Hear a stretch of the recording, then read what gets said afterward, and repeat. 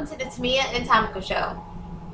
Here today we're going to talk about 7 signs that you know your worth. The first sign is having self-positivity. Yes, being okay with your weight, being okay with your height, being okay with your skin tone, being okay if you have acne, being okay with yourself. To have positivity, if you have children, our bodies change. Being okay with that, knowing that you will snap back if you so do choose so. But if you don't, being okay with that.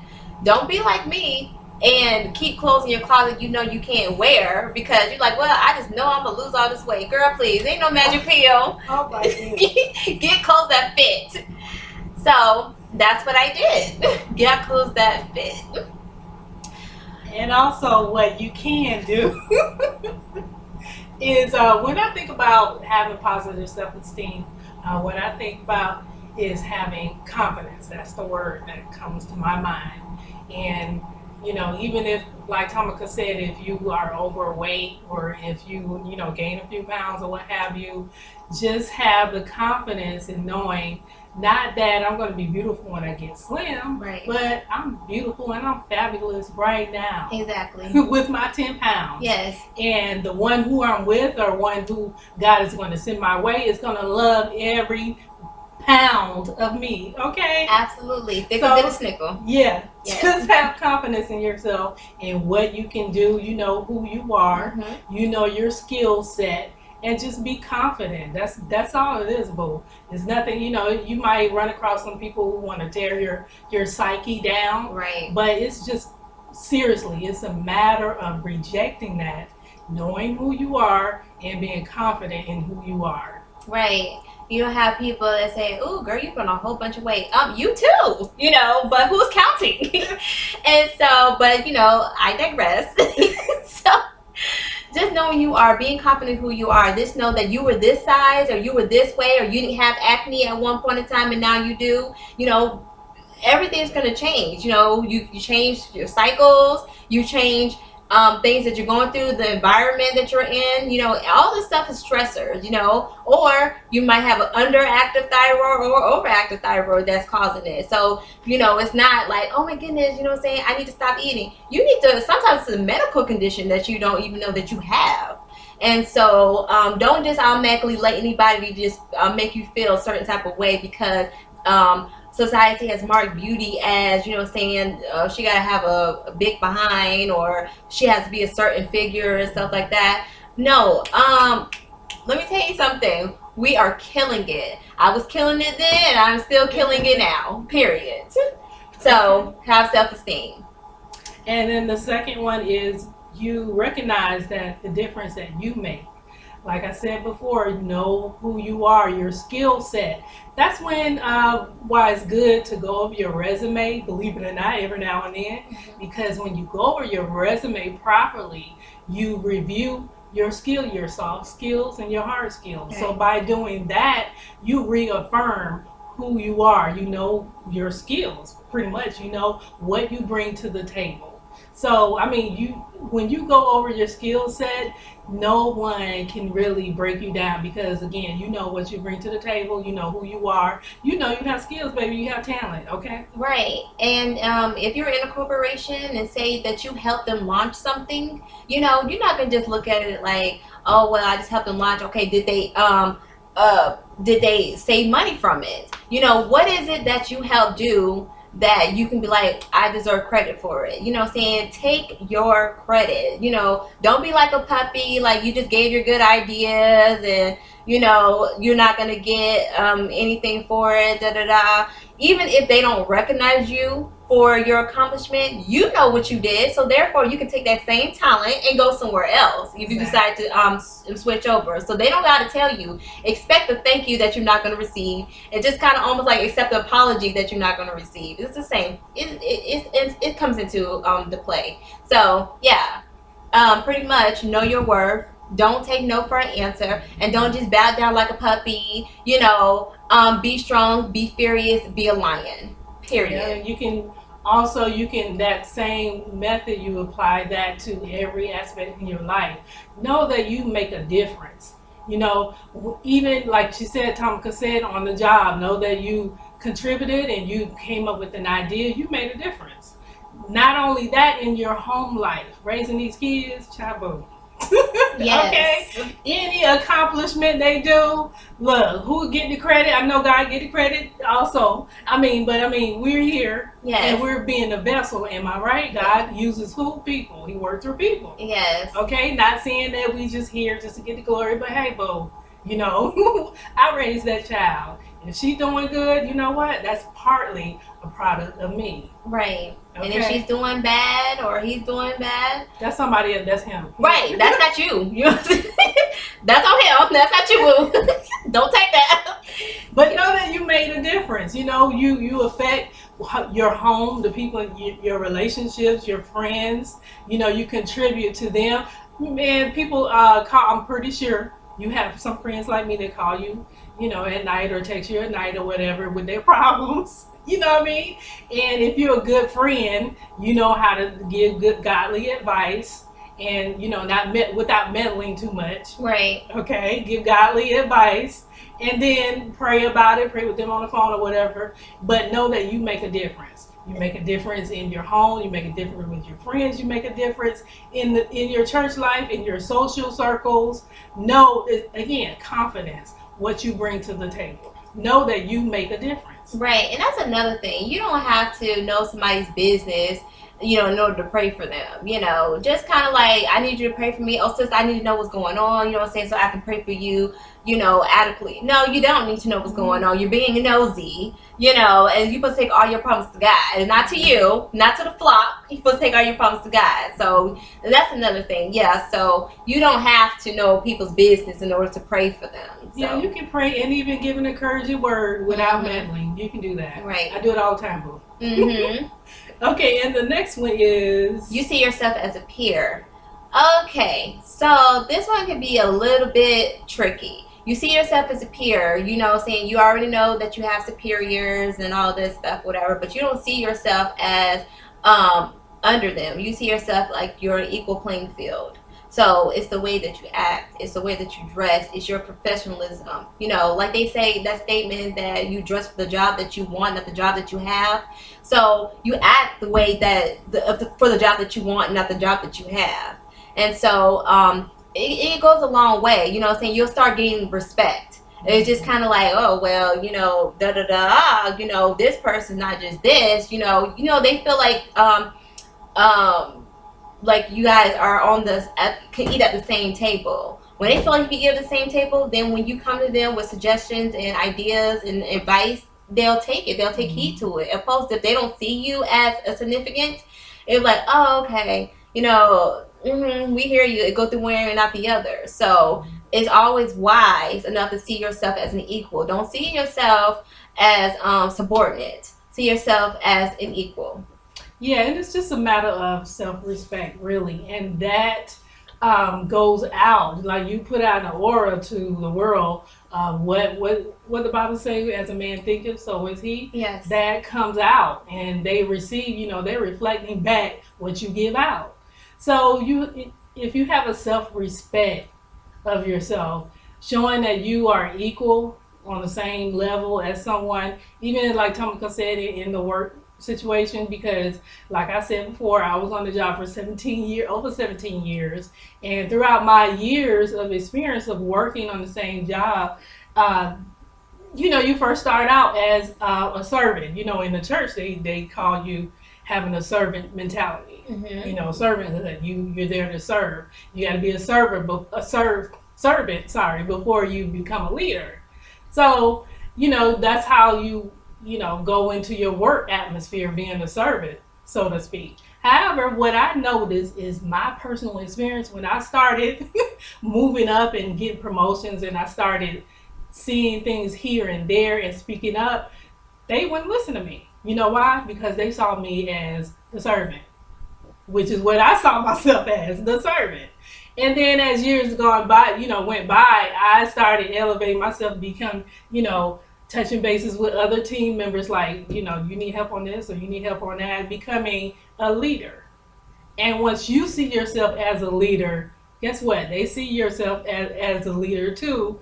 And you're not only just my manager, like they kind of see you as same leadership skills. Hello. Yes. So when you bring that idea to them, it's like, oh, that makes sense. Yes, let's go ahead and implement that. Mhm. You know what I'm saying? Because the fact that you know the servants were always not always gonna be a servants, they're there to serve, but at the same time they do have good insight, and because they are out there on the floor, you know, they can tell you what's working and what's not working. So it's profitable to take heed to what the servants have to say.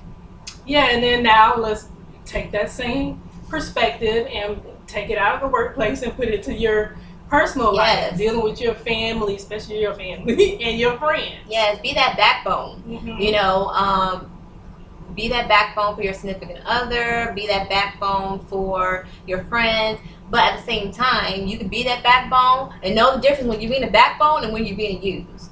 Know the difference, you know, and then when you figure out the difference, and you have to do what's good for you, when you figure out that difference or whatever, and whether I'm being used for something or this person actually genuinely sees me as, like, you know, somebody he can or she can lean on, you know, then go for that. When you see yourself being used, cut that tie. Exactly. You better stop playing. Cut that tie, because all you're gonna do is put yourself on somebody else's drama, and you know, and then it's gonna become of you, and then you're gonna have to find yourself, you know, pretty much doing things that you wouldn't normally do in order to fight whatever demonic spirit that you got going on. So cut that loose. I mean, if they don't respect you as an equal and they just see you there, like you're not really their friend if you are only there to serve them. Right. That's not a friend. You know what I mean? A friend is that we're homies. You're my girlfriend. We're on the same level. You know, we're going to kick it. Not that I'm just calling you anytime I need some help. Right. And then if you're going through something and you're not letting that person know, but then when things are happening on that other person's in that other person's life, and then you find out about it, you're like, oh, why you ain't saying nothing? I'm giving you the same energy. You know, I'm not gonna be, you know, telling you all my business and what I got going on, but when it comes to you, you don't have anything to say or whatever, or you got a whole other plans I don't know anything about. And so then it's coming off as like, oh wow, are you guys really cool like that? I guess not, you know. So, you know, it's a surprise. So, yes, you just kind of have to know when to let stuff go and when to proceed.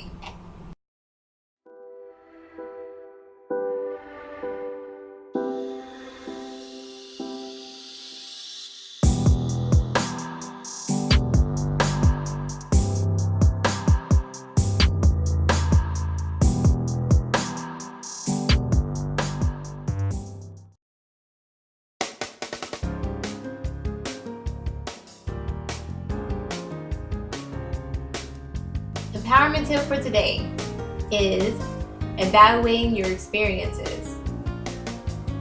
So, we all know the sayings that you learn from your experiences, but actually, when you have an experience, whether it's good or bad, you need to evaluate it to see what you can take from it. You know, take from the good. Like, for example, I had a breakup, and then the part I could take of, what did I do wrong, or you know, what did I say wrong? What is something that I can do differently? You know, and not just more so of, oh, it's on that person, and you know, they're the culprit. What is it that you can look at to figure out exactly why, you know, it went wrong? Because it does take two for something to go bad. Another example could be you know, money. You know,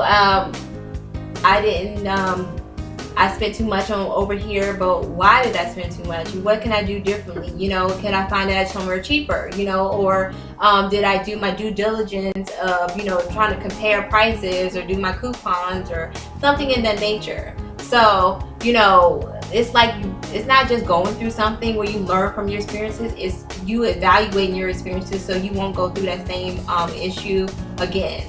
So you will be stronger than when you were when you went through it. Right, Mia? And also learning from evaluating, like Thomas said, you know, this is saying that you learn from your experiences, But that's not true, because I know plenty of people that have the same experience over and over again, and they don't learn. Like, for real, they don't. I'm like, this is something missing. I mean, most people will just like learn from their experiences, but some people need that extra step where they should stop. They should stop and evaluate some things, because something's not registering. So my thing is this: you need to just sit down, take a step back, and just look at what happened with the situation. For example, like Tamika was saying, if you have, let's say if you have discord with someone and you approach them the next time, you know, after you had a blow up or a disagreement or whatever, you approach them the next time with the gentle voice or whatever, and the person get angry again.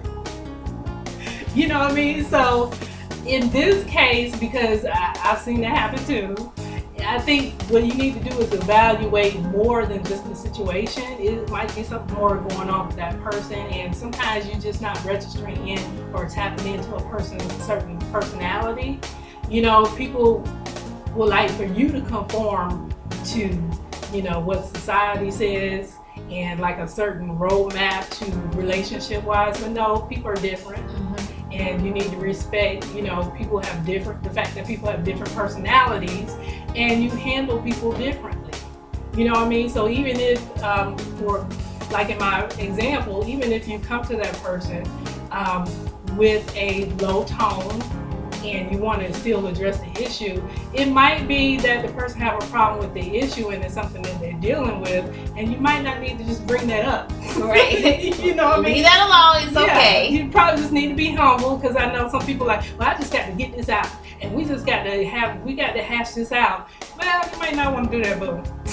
You know, it might be an issue there. Time heals all wounds. Yeah, it's called wisdom. Wisdom will let you know, okay, maybe I need to table this, and they're not ready to receive right now. Maybe they're dealing with something. Okay, so that's why we say evaluating your experiences. That will get you to exceed and to excel, because people don't learn from experiences. You learn from evaluating your experiences. I've had this problem. Big problem. I really needed A good mortgage broker. And I kept searching. and searching. There are so many choices. It's really hard to find one that has all the things on my list. But I finally did it. Yes. Thank you. If you are looking for one as well, Look no further. Here's a really good one. Just use mine. Use mine. I'm very satisfied. Definitely recommend. Problem gone. thank you.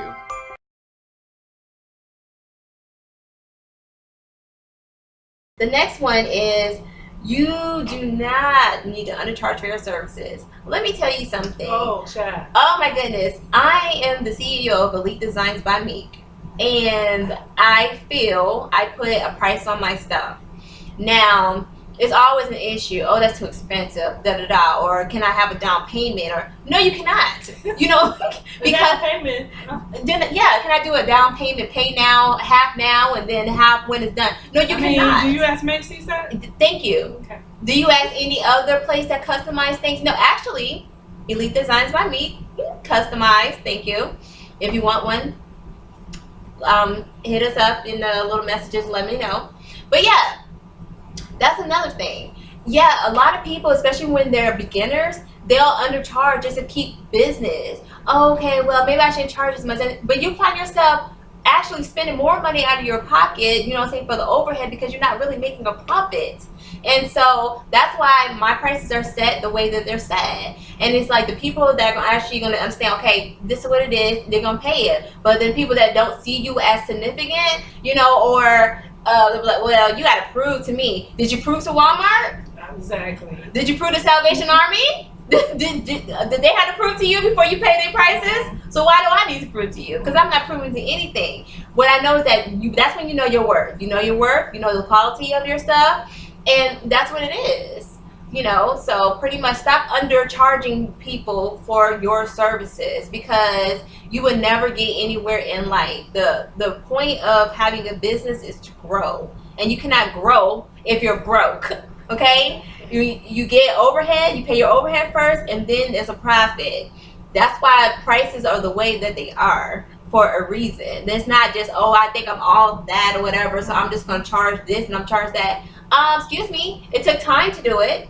It took a whole bunch of material to do it. You know, ink, paper, cups, all that stuff. It costs money. So therefore, my prices are the way that they are. Right? Did you have that same issue? I had. She had that same issue.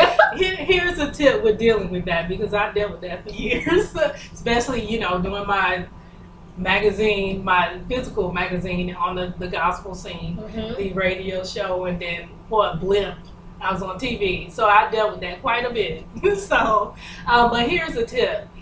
If you do price marketing and you do your research and see what the competition is and see what the average is for the kind of services and products that you're offering, know that you've done your due diligence and know that's the right price, first of all. Right. Second of all, like Tamika said, don't negotiate your price. If you've done your due diligence, then again, that's your right price. You know, and don't negotiate it. You don't have to. This is a tip what you need to do, because I tried to the gospel scene and it didn't work because, again, they want to, you know, pedal, swing, or whatever. So they call it negotiation. That's not a negotiation. But anyway, this is a tip. This is where you make your money, entrepreneurs. You go to the high traffic market, okay? So what you do, you can do Facebook ads, number one. But what I recommend also is that you can do trade shows. Yep. Okay? And then you can also do vendor events. Yeah. You can do online things. You can also, if you want to generate business, you can also do like buy one get one half off, or you're getting a discount on one of them, or something in that nature. You know, something that would bring business to you. Or partner up at events. I Yes. mean, but my main point is to get involved in high traffic areas. Yes. And the events like trade shows again, so that you would have a, you know, array of customers coming through there and you don't have to negotiate. You know, you can do a sale, you know, buy one, get one for this price, or you get two for this price, or whatever. But in those arenas, you will do good. Okay? So that's where this is for the people who struggle, because I struggled for a while with that, and I didn't know how or what market I needed to go. But going to your social gospel church scene network, that's not the way to go. Okay, go to the high traffic areas. Right. And then the next tip is be clear about your values. Oh my goodness, when I tell you it is so important to be clear about your values, set boundaries. When I am the biggest person on setting boundaries. So here's the thing. People want you to act the way that they want you to act. And so when you don't, then you're the problem. No. Okay? Set boundaries. I have people talk to you, what you will and will not tolerate, what you will and will not deal with, the behavior that you will and will not deal with. You have to set boundaries, because if you don't set boundaries, you can't expect them to treat you in which way that you feel like you need to be treated, because they don't know. Quite naturally, they're going to come at you however they used to come at somebody else. But then if you set boundaries like, hey, you're not going to talk to me like that. You're not going to do me like that. You're not going to do anything. It might come off and be like, oh, it's controlling. But it's not controlling. It's that because you have to know your value. So you set boundaries. You're not going to put your hands on me. You're not going to do any of this. I don't care what your level is. I don't care if you're my manager, if you're my friend, if you're my sibling. You will respect me as I will respect you. So boundaries. You have to set boundaries. And then be okay saying no. You know, it's like so many people get caught up in this whole, I gotta be a yes man, or nobody's gonna like me. You know what? I value quality and not quantity. So therefore, like let me tell you something, I'm the relative, but I don't like nobody staying with me. I'm that relative, and I have a right to be that relative. And so when somebody, you too? Yeah. Okay. And so if one of my family members are like, oh, I need somewhere to stay or something like that, I don't know what to tell you, because you can't stay with me. And so I'm just that family member, because here's the thing: when you can have a good relationship with a person, but as soon as they start staying with you and you feel like they're not doing your, as equal to you, and then of course they're staying with you, it's not like you're trying to be like controlling, like you need to follow my rules or whatever, but they act like there's no respect, especially if you let them stay with you for free. You're not gonna run up a bill. Oh, they like to turn off the lights. She said free. They like to keep the lights on, eat up all your food. And mind you, they're not contributing to anything, because you don't want them to contribute, because you want them to get out. So you like save your coins so you can get out. But at the same time, don't run up a bill on me. So that's why I don't like people staying with me, for that very reason. So yeah, setting your boundaries. It is okay to say no. It is okay to be seen as, she's not a people person or whatever, what I'm saying, because you're setting boundaries. The people that love you will understand. Mm-hmm. The people that are the ones that are going to use you will not understand. They'll see it as you have an issue, something is wrong with you. No, nothing is wrong with you. You setting your boundaries. No is a no. Okay, and then also, let me put this in perspective a little bit. Let's imagine that you don't know how to say no. Okay, and what will happen is people will speak to you any kind of way. You will not have set any boundaries with them, and then all of a sudden, months down the road, you say, well, hey, why are you talking to me like this?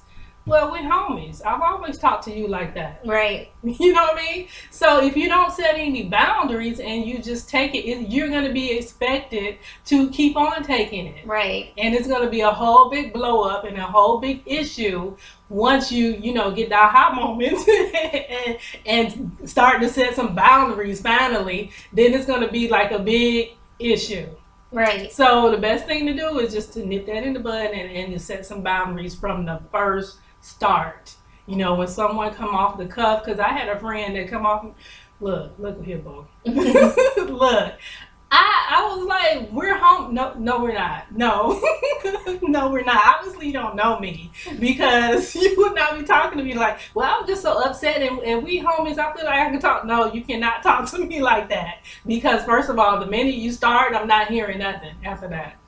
So the conversation is dead. Okay? Right, exactly. Let me hang up the phone, and when you feel like you can get some get your whole life together. Yeah, get it together and get some respect. Once you find it, it's called respect. It's over there somewhere. Put some respect on my name. Once you get it and put it back in your pocket, then you can call me, okay? Exactly. So yes.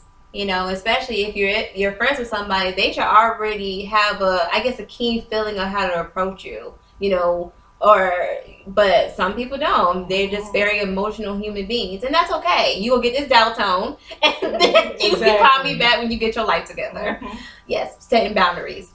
But yes, that's just some of the things that we wanted to talk about in regards to knowing your value, knowing your worth, setting your boundaries, setting your goals, and living your best life. Thank you for watching the Tamia and Tamika Show, and be sure to check us out on Facebook, Instagram, and our YouTube channel.